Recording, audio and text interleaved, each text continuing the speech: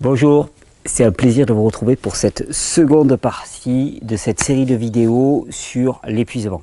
Et comme je vous l'ai dit, l'épuisement, bon, pathologie du siècle, pathologie de l'époque, ça c'est clair.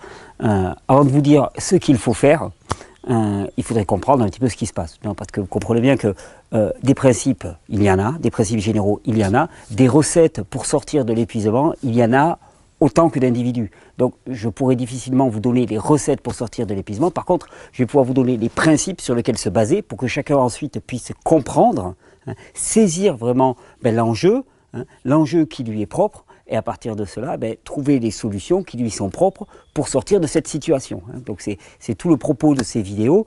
Et dans la première vidéo, on avait commencé par définir un petit peu les deux polarités qui manœuvrent l'individu en permanence. Le catabolisme d'un côté, qui se traduit par la consommation. Qui dit consommation dit production de déchets. Ça c'est vraiment caractéristique de l'époque. Plus on consomme, plus on produit de déchets. Moins on consomme, moins on produit de déchets. Le vivant, quand il consomme des produits, produit automatiquement des déchets. Donc le catabolisme, production d'acides et de déchets, ce qui sollicite le système nerveux sympathique. Et pour que ce catabolisme ait lieu dans le corps, il y a en particulier deux hormones qui sont sollicitées par le système nerveux sympathique. Et aujourd'hui, on va en parler beaucoup. C'est le cortisol et l'adrénaline. Vous allez voir que ce sont deux facteurs clés sur lesquels nous allons raisonner. De l'autre côté, il y a l'autre polarité qui est l'anabolisme. L'anabolisme qui est caractérisé par l'élimination, c'est la phase repos. Ça, c'est la phase lutte, fuite ou paralysie. C'est la phase action d'une certaine manière. Et ça, c'est la phase repos. Anabolisme qui est caractérisé par de l'élimination, production de mucus et système nerveux parasympathique. Ce qui veut dire par là que quand on veut réaliser des fonctions d'élimination, c'est-à-dire si quelqu'un me dit « ouais, moi je veux détoxiner, éliminer » et ainsi de suite. Ok, il faut délibérément se placer dans cette situation-là. Tu ne vas pas prétendre avoir une détoxification et une élimination forte si tu es en plein stress et en pleine action physique. Ça ne peut pas marcher. Il y a un antagonisme entre les deux. Donc c'est pour ça que je vous avais fait cette espèce de coupure entre les deux. Et je vous avais dit, le problème, ce n'est pas l'un ou l'autre, il n'y en a pas un qui est bien et un qui est mal. Tu n'es pas donné à rester toute ta vie allongé sur un sofa, mais tu n'es pas donné non plus toute ta vie à être en stress permanent, en action permanente. Tu es donné à avoir un équilibre entre les deux. Et le vivant n'est pas une machine. Ça paraît un truisme de dire ça, mais je me plais à le répéter. Nous ne sommes pas des machines. Nous avons une caractéristique qui est unique. Cette caractéristique unique, c'est que nous sommes un organisme qui est auto-réparant. Ce que je veux dire par là, c'est que si par hasard tu tapes un petit peu trop dans le catabolisme, pendant une période, tu travailles trop, tu dors pas assez, voilà, catabolisme maximal. Eh bien, il suffit que ensuite, tu te places délibérément en anabolisme pour que tous les produits qui présidaient au fonctionnement du système catabolique, du système lutte-fuite, reviennent à des taux normaux. C'est-à-dire, par exemple, tu vas consommer beaucoup de cortisol et d'adrénaline. Si tu vas trop loin, et on va le voir aujourd'hui, tu vas tomber en panne sèche de cortisol et d'adrénaline. Si pendant un temps suffisant, tu ne sollicites plus ce système, à ce moment-là, le niveau va remonter de lui-même. C'est pour ça que vous allez voir, quand on va parler de comment sortir de l'état d'épuisement, on va d'abord parler de laisser faire, ne rien faire. Alors, il va y avoir quand même quelques finesses, je vous en laisse, mais globalement, ça va être ça. Nous sommes vivants, nous sommes autoréparants, les niveaux reviennent spontanément à l'état d'équilibre. Le truc, c'est qu'effectivement, on est une époque où tout n'est que catabolisme. En permanence, du catabolisme. D'ailleurs, c'est vrai à l'échelle de la planète aussi. Regardez, on parle sans cesse de crise écologique, d'accumulation des déchets, on ne sait plus quoi faire des déchets. Mais pourquoi est-ce qu'on ne sait plus quoi faire des déchets? Parce qu'en même temps, il n'y a de déchets que parce qu'il y a une consommation qui est effrénée et une production qui est effrénée. C'est-à-dire que c'est l'un des pendants pervers de ce système délirant de consommation massive des denrées, c'est que on consomme énormément, donc déjà on appauvrit et on épuise les ressources, des ressources qui sont lentes à se reconstruire, et en même temps on produit énormément de déchets, c'est-à-dire qu'on a les inconvénients du comportement délirant qu'on avait précédemment. Mais dans le corps humain c'est pareil. Produire des acides, des déchets, c'est pas un problème tant que ça reste dans des proportions acceptables. Et qu'est-ce que sont les proportions acceptables? Ce sont des proportions dans lesquelles il y a en regard de ça un temps suffisant consacré à l'élimination pour éliminer ces déchets. Si ce n'est pas le cas, on est planté, il y a un déséquilibre qui s'installe. Et c'est là où commence le problème. Alors aujourd'hui, on est bien parti pour... on a notre tableau, petit jus de carottes. Hop, prends un petit gloup.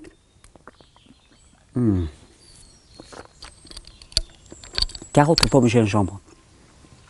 Ça faisait longtemps.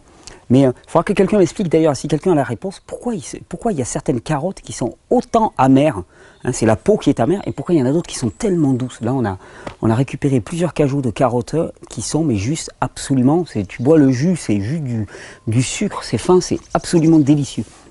Ça, j'aimerais bien comprendre. Est-ce que c'est une question de variété de carottes? Bon. En tout cas, revenons à nos moutons. Je dis moutons parce que j'entends les cloches là qui arrivent. Il va falloir peut-être que je chasse les moutons. Ils mangent toute mon herbe.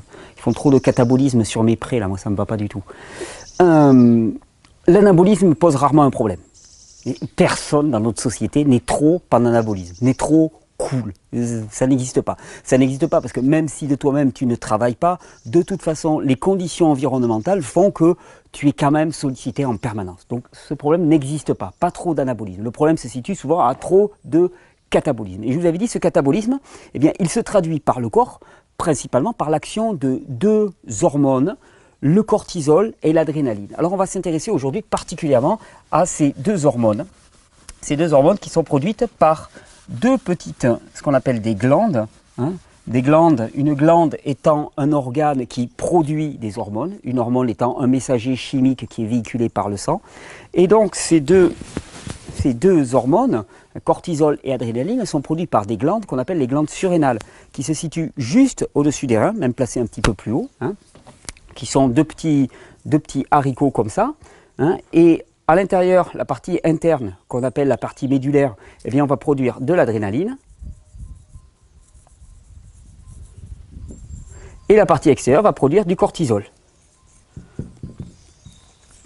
Alors, que se passe-t-il? Eh bien, le cortisol, hein, c'est une hormone de l'adaptation. C'est une hormone du catabolisme, c'est une hormone de l'adaptation. Quand il y a nécessité d'adaptation et de catabolisme, c'est du cortisol qui est produit par le corps, sur sollicitation du système nerveux sympathique. Le système nerveux sympathique dit il y a besoin d'adaptation. La réaction organique, on va dire, du corps, c'est produire du cortisol, produire de l'adrénaline. Le cortisol, il a plusieurs caractéristiques. L'une des caractéristiques du cortisol, c'est de permettre une meilleure mobilisation des réserves du corps, des ressources du corps. C'est-à-dire qu'on va venir mieux utiliser les graisses, les sucres qui sont stockés dans le corps. A l'inverse, le cortisol, il a tendance à baisser l'activité digestive et assimilative. Hein. Quelque part, on ne va pas dépenser de l'énergie à digérer de la nourriture et à l'assimiler, alors que on en a de la disponible qui est stockée, qui a déjà été métabolisée. Parce qu'il faut bien comprendre qu'en situation d'alarme, en situation de catabolisme, le but c'est d'avoir un maximum d'énergie disponible.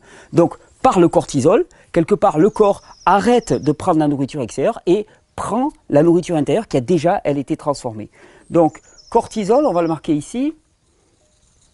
Ah, il va y avoir un problème parce qu'il y a quelques gouttes de pluie, il va falloir que je sèche le tableau. Alors, cortisol, ah, lui s'est fait flinguer. Oh, panne technique.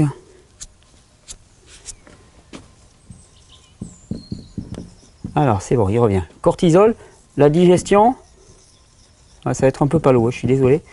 La digestion diminue, l'assimilation diminue aussi. Le cortisol, il a aussi une caractéristique, c'est-à-dire que le cortisol, le corps dérive un produit qu'on appelle la cortisone, ça doit vous dire quelque chose, et la cortisone est un produit qui bloque le processus d'inflammation. Donc l'inflammation est bloquée, elle diminue aussi. Et oui, parce que l'inflammation, on en a déjà parlé dans ces vidéos, ça peut très bien être compris, hein.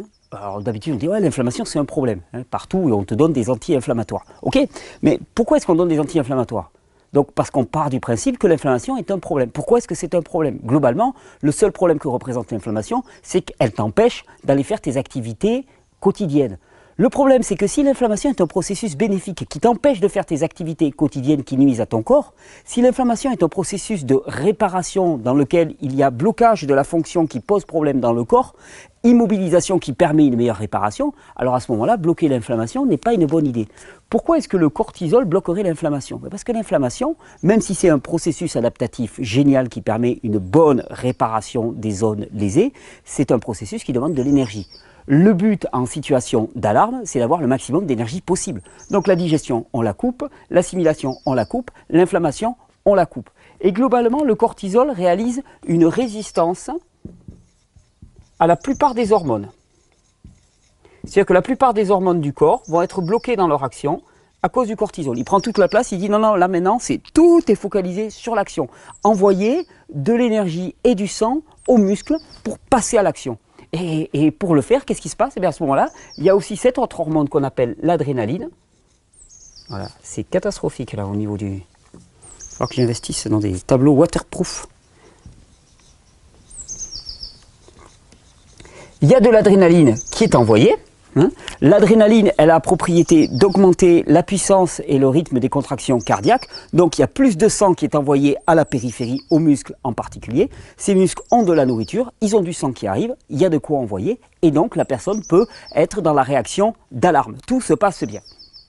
Alors, comment ça se passe un petit peu quand une personne évolue dans sa vie? Ben, il y a la première réaction qu'on appelle la réaction d'alarme. C'est-à-dire, t'es jeune, t'es beau, t'as les dents longues, Wall Street n'attend que toi, tu as de la ressource, tu as des glandes surrénales mouse costaud qui crachent encore, elles ont la possibilité de produire du cortisol et de l'adrénaline, et là t'en veux, tu veux bouffer la vie d'une certaine manière, surtout qu'on t'a bien normé dans cette idéologie de tu dois faire par toi-même, quand tu veux tu peux, on te l'a bien asséné toute ta vie, donc c'est rentré, c'est devenu toi-même, tu l'as incorporé, les pensées des autres qu'on t'assène en permanence, les phrases, eh bien, elles te modèlent d'une certaine manière. Et donc tu vas et tu mènes un mode de vie dans lequel tu sollicites pas mal tes glandes surrénales. Tu les sollicites pas mal, mais il n'y a pas de souci parce que de toute façon, tu as la ressource pour ça. Donc, haut niveau de cortisol, haut niveau d'adrénaline. Dans un premier temps, ça ne pose pas de problème. Je dirais même, c'est grisant. Parce que le fait que le corps turbine et envoie beaucoup d'adrénaline, ça veut dire qu'il y a beaucoup de sang qui arrive un petit peu partout. Tu as chaud, tu as de la vigueur, tu as de l'énergie. Le sang qui monte jusqu'à la tête de façon totalement adéquate, je dirais même que l'adrénaline fait monter plus de sang au niveau de la tête, te rend plus focalisé, améliore ta mémoire, tes facultés cognitives sont améliorées, tout est excellent, ça fonctionne de manière excellente. Eh bien oui, parce que la réaction d'alarme, qui normalement devrait être faite ponctuellement, là, elle correspond à une hypermobilisation des meilleures ressources de l'organisme. Sauf que normalement, dans la nature, ça doit durer que ponctuellement. Mais là, toi, tu es en permanence comme ça. Et c'est grisant, Tout te réussit, tu as de l'énergie, tu dors pas, mais ça n'a pas d'importance, tu as de l'énergie, ça turbine. Ça, c'est la première réaction d'alarme. Alors, il y a peut-être des petits symptômes, et ça sera la prochaine vidéo sur laquelle on va vraiment parler de la symptomatologie, mais j'attire déjà ton attention. Digestion, coup-ci, coup-ça. Mais bon, on prend des cachets, ça va, ça passe. Assimilation, on s'en fout. De toute façon, vu les quantités que tu manges beaucoup, donc tu assimiles peu. Tu restes mince, tout va bien. Tout va bien. C'est rigolo ça, parce que récemment, il y avait quelqu'un qui disait comme ça, ah mais moi, je peux manger des quantités gigantesques, je grossis pas, tout va bien. Je dis, mais moi, si j'étais toi, je m'inquiéterais plutôt. T'assimiles pas. Il y a un gros souci. Tu n'assimiles pas du tout ce que tu manges. Et donc là, c'est pareil. Et puis comme le monde valorise le fait d'être tout maigre, tout va bien, tu prends pas de poids, tu manges autant que tu veux, c'est la belle vie. L'inflammation est bloquée. Ben ouais, mais l'inflammation, c'est un problème. Elle t'empêche de travailler, elle t'empêche d'agir. Donc tant mieux, tu n'as pas d'inflammation. Donc top niveau. On peut être grisé par cette phase d'alarme. Le problème, comme je vous l'avais dit, c'est que ces glandes surrénales, elles ne peuvent pas produire du cortisol et de l'adrénaline à n'en plus pouvoir. Il y a un moment où ça va avoir une fin. Alors, il y a une chose qui est intéressante. J'efface ici. Il y a une chose qui est très intéressante, c'est que le cortex de ces glandes surrénales, la partie périphérique de ces glandes surrénales, ne produit pas que du cortisol. Il produit d'autres hormones. Par exemple, une hormone qu'on appelle l'aldostérone, la testostérone, une autre hormone qu'on appelle la DHEA, dihydro, je ne sais plus quoi, les oestrogènes, et ça pour tout le monde, même les hommes produisent des oestrogènes, et même les femmes produisent de la testostérone au niveau de leur glande surrénale. Donc, les glandes surrénales, elles produisent toutes ces hormones en plus du cortisol. Et d'ailleurs, toutes ces hormones-là, elles sont dérivées du cholestérol, c'est-à-dire que c'est à partir du cholestérol que le corps produit ces hormones, en passant par une hormone qui s'appelle la prégnénolone. C'est-à-dire qu'il y a du cholestérol qui donne de la prégnénolone et qui va donner toutes ces hormones. Alors, Première phase, phase d'alarme, tu as de la ressource, ça turbine, tout va bien, tu produis énormément de cortisol, tu produis énormément de prégnénolone, tes glandes surrénales ont la capacité de produire, tu as l'impression que tout est sans problème. Deuxième phase, à force de tirer sur tes glandes surrénales, mais il se passe un phénomène, c'est qu'elles commencent à perdre la capacité à produire de la prégnénolone et à produire des autres hormones. Et on entre dans une phase qu'on appelle la phase de résistance, dans laquelle eh bien, il va y avoir le cortisol qui va rester à un niveau relativement élevé, parce que c'est très important, vu le stress auquel tu es soumis en permanence, il est important de garder un niveau de cortisol élevé. Par contre, les autres hormones, eh bien, elles vont en souffrir, elles vont en pâtir. Ben ouais, parce que le corps ne peut pas produire ce précurseur de toutes ces hormones qu'on appelle la prégnénolone en quantité illimitée. Donc, les quantités diminuent, eh bien, tout va être dévolu à la production de cortisol, et puis les autres hormones, elles vont passer un petit peu à la trappe. Et d'un seul coup, eh bien, toutes ces hormones-là, aldostérone, testostérone, DHEA, oestrogène, eh bien, elles vont être un petit peu dans les choux. Alors, c'est intéressant de voir à quoi elles servent. Testostérone, c'est une hormone qui est spécifique au développement des caractères sexuels secondaires de l'homme. L'intelligence, la bienveillance, la justesse, la droiture, non, je blague, ne vous inquiétez pas. Testostérone, développement des caractères sexuels secondaires chez l'homme. La puissance physique, la musculature, la pilosité, ça c'est caractéristique de l'homme. C'est une hormone aussi qui est essentielle bien, dans tout ce qui est énergie sexuelle. Aldostérone, intéressant, c'est une hormone qui a la propriété de retenir les minéraux au niveau rénal. Le sodium en particulier, quand tu produis de l'aldostérone, eh bien, tu retiens les minéraux. Donc le corps, comme ça, il régule. S'il y a trop de minéraux à un moment, il les évacue. Mais c'est surtout qu'il y a autant d'eau dans le corps qu'il y a de sodium en particulier. C'est-à-dire que la concentration en sodium fait qu'il y a une certaine quantité d'eau qui est retenue dans le sang. Le sang a une concentration en minéraux particulière. Si on rejette des minéraux, on rejette de l'eau, parce que la concentration ne doit pas bouger. Concentration, c'est la quantité de produit par litre de sang. Si on rejette des minéraux, on rejette de l'eau. Si le sang contient trop de liquide, hop, on rejette des minéraux, on rejette de l'eau. Si le sang, au contraire, ne contient pas assez de minéraux, hop, on retient les minéraux, on produit de l'aldostérone. En défaut de production d'aldostérone, comme il va se passer dans la phase de résistance, mais qu'est-ce qui va se passer? Le corps, il va pisser ses minéraux. Il va perdre ses minéraux, puisque l'aldostérone qui est là, qui est censé retenir les minéraux, ne joue plus son rôle. Perte minérale. Et ça, vous le notez dans un coin de la tête, on va le voir quand on va parler de la symptomatologie. Ensuite, œstrogène. Bon, œstrogène, particulièrement pour les femmes, développement sexuel secondaire chez les femmes, les seins, et puis tout ce qui est la fonction reproductrice, la maturation de l'œuf dans l'utérus, donc le développement du bébé chez la femme, tout ça c'est réglé par les œstrogènes, plus une bonne centaine d'autres affectations au niveau hormonal des œstrogènes. DHEA, c'est l'hormone qu'on dit anti-vieillissement qui joue un rôle essentiel dans le développement et la maturation de la partie cérébrale. Ce que je veux te dire, c'est que dans cette partie, dans cette phase de résistance, dans cette phase 2, dans cette phase de résistance, d'un seul coup, tu produis toujours autant de cortisol, tu produis toujours autant d'adrénaline, mais toutes les autres hormones vont être en déficience. Et tu vas commencer à avoir des troubles, qu'on verra dans la troisième vidéo, tu vas avoir des troubles, des symptômes particuliers qui sont liés à la difficulté du corps à produire ces trois hormones. Alors, il y a d'autres symptômes aussi qui apparaissent, parce que tu peux rivaliser. Là, en phase de résistance, tu as encore la patate. Sauf que souvent, bon, tant que tu es sous pression, ça va. Dès que tu t'arrêtes, tu t'endors. Tu sais, c'est le syndrome de la personne, elle bosse toute la journée, elle est à fond, elle arrive chez elle, elle s'assoit, elle s'endort. Ça veut dire déjà que tes réserves, elles sont en train de vaciller. Autre chose qui est symptomatique, le besoin de consommer des stimulants. Café. Le café, qu'est-ce que c'est? La caféine, qu'est-ce qu'elle fait? Production d'adrénaline. Ça stimule les glandes surrénales à produire de l'adrénaline. Café, et puis bon, autres stimulants. Donc ça, c'est la phase 2, phase de résistance. Et ensuite, il va y avoir la phase 3. La phase 3, qu'est-ce que c'est? D'un seul coup, il n'y a plus du tout de capacité du corps à produire du cortisol et de l'adrénaline. C'est là où on va parler d'épuisement, c'est là où on va parler de burn-out, c'est là où on va voir tous les symptômes lors de la prochaine vidéo qui sont vraiment caractéristiques de cette phase. Il faut bien retenir que dans cette phase, toutes ces hormones, bon, ça efface plus, mais toutes ces hormones sont en déficience majeure. Et on va voir que ça va avoir des conséquences sur l'entièreté du corps. plus rien ne va fonctionner de manière adéquate à partir du moment où toutes ces hormones s'effondrent complètement. Adrénaline, ben le fait de ne plus produire d'adrénaline, la première fonction qui va être visée, c'est la fonction cardiaque. La tension, la capacité du cœur à se contracter, à envoyer la pression dans les artères, eh bien, elle va être impactée. Et on va voir que c'est très très très lourd de conséquences. Le cortisol, qui peut être bien sûr trop élevé, ben là d'un seul coup va être trop faible, trop bas. Et par exemple, je vous le glisse dans un coin de l'oreille, le cortisol donne la cortisone qui est anti-inflammatoire. Quand le cortisol est trop haut, il bloque l'inflammation, il empêche ce processus naturel du corps d'auto-réparation.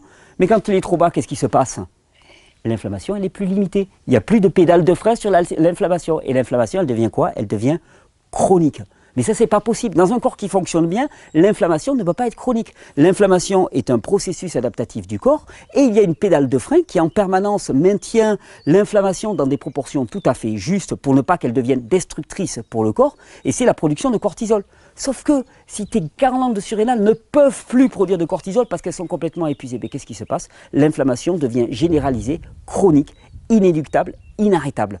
Chaque fois qu'on te parle d'inflammation chronique au niveau des articulations, au niveau des maladies polyarthrites, rhumatoïdes et ainsi de suite, pense capacité du corps à produire du cortisol épuisé, épuisement, épuisement, épuisement, épuisement. Et d'ailleurs, ces maladies ne sont que des maladies de l'épuisement. Et vous allez voir au niveau symptomatique, c'est caractéristique de voir à quel point on passe du temps à chasser des pathologies, alors que si on en revient au terrain, on en revient simplement de l'épuisement.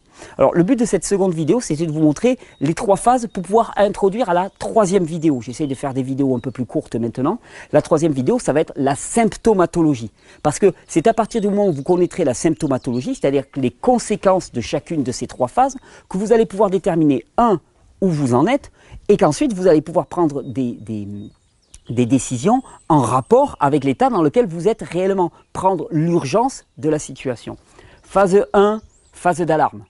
Tu as la réponse, tout va bien, tu as la capacité, tu as le répondant, tu as l'impression qu'il n'y a pas de souci, que le monde entier ne va pas résister à l'énergie que tu vas déployer. Illusion, tu ne peux pas rester en catabolisme permanent. Phase 2, résistance. Là, le corps, il fait ce qu'il peut, et quand il fait ce qu'il peut, eh bien, il privilégie certaines hormones au détriment d'autres. Toutes les pathologies, tous les symptômes liés au déséquilibre hormonal vont commencer à apparaître.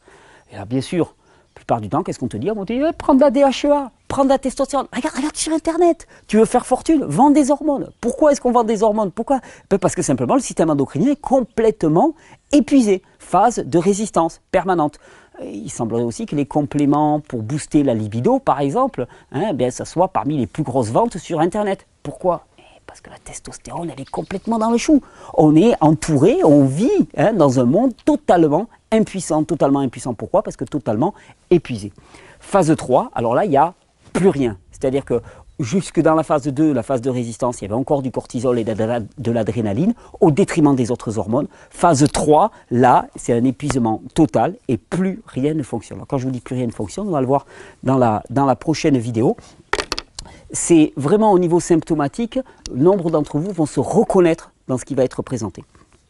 D'ici là, je vous souhaite de vraiment bien comprendre un petit peu comment ça se passe à ce niveau-là, au niveau hormonal. Je vous souhaite surtout de prendre la mesure un petit peu de ce qui est expliqué dans ces vidéos, qui pour moi est fondamental. C'est-à-dire que je suis persuadé, comme je vous le disais dans la première vidéo, que nombre d'entre vous passent énormément d'énergie, énormément de soucis, énormément d'inquiétudes à chercher à guérir des pathologies qui seraient simplement guéries par du repos. Et que l'inquiétude qu'ils investissent dans le fait de trouver les raisons de leur pathologie fait que ça les éloigne encore plus du but qui est de se reposer. Ceci est fondamental. Ce qui va être présenté dans les prochaines vidéos va être fondamental aussi. Je vous remercie vraiment de votre soutien, de votre engagement. D'ailleurs, à ce sujet-là, je voulais trinquer avec vous pour vous remercier vraiment du soutien massif que vous nous avez apporté par la campagne de dons. C'est énorme ce qu'on a déjà récolté. Je ne m'attendais pas à ça, je vous remercie. On a aussi besoin de votre soutien mensuel, donc ne nous oubliez pas parce que j'ai des salaires moi aussi à payer au niveau de l'association de façon mensuelle. Donc merci pour votre soutien, même 1 euro, 2 euros, c'est toujours extrêmement bienvenu. Je vous remercie pour votre engagement, je vous remercie pour votre soutien, je vous remercie parce que vous êtes de plus en plus nombreux à suivre ces vidéos et c'est magnifique. Je vous remercie aussi parce que vous m'inspirez pour sortir des séries de vidéos toujours plus construites, hein, plus structurées. Et celle-là, elle va aller très très loin. On se retrouve dans 2-3 jours pour la suite. Là, ça va être très important, on va parler de la symptomatologie. Bonne régénération et bon jus de carotte.